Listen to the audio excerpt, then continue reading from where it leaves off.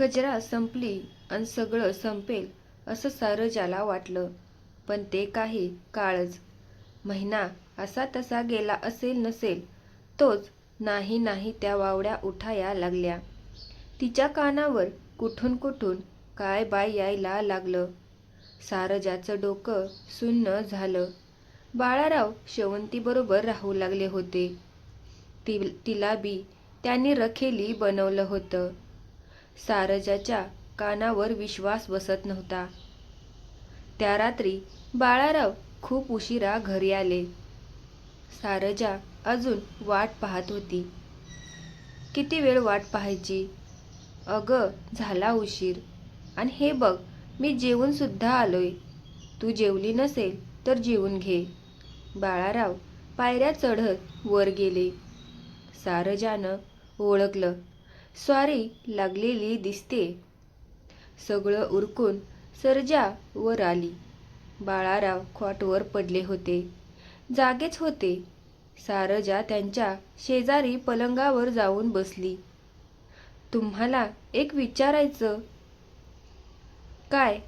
अलीकडं तुमच्याविषयी लोक नाही नाही ते बोलतात.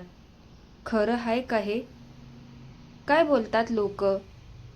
तुम्हाला माहीत आहे. मी कशाला सांगायला हवं?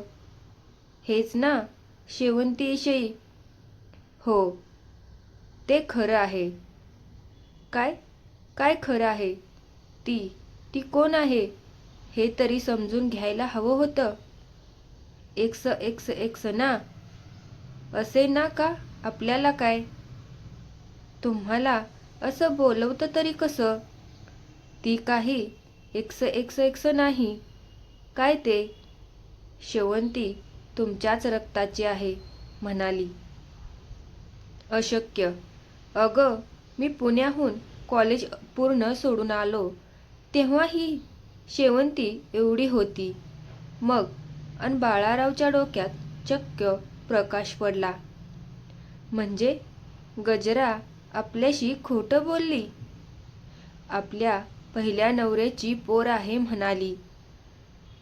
सारजा, तिने तुला खरं सांगितलं? हो, शपथ घेऊन सांगितलं तिने.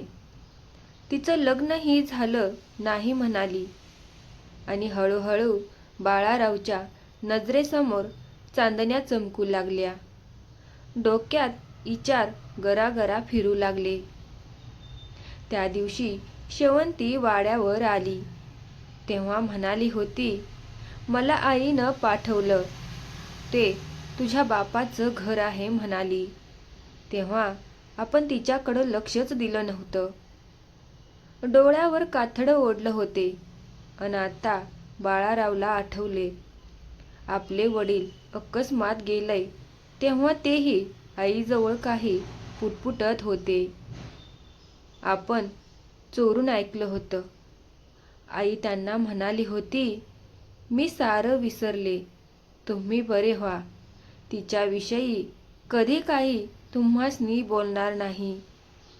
आता बाळारावच्या डोक्यात झक्क उजेड पडला. चला तर मित्रांनो, कथा आवडली असेल तर लाईक करा, शेअर करा आणि माझ्या अंतरंगी चॅनलला सबस्क्राईब नक्की करा. धन्यवाद.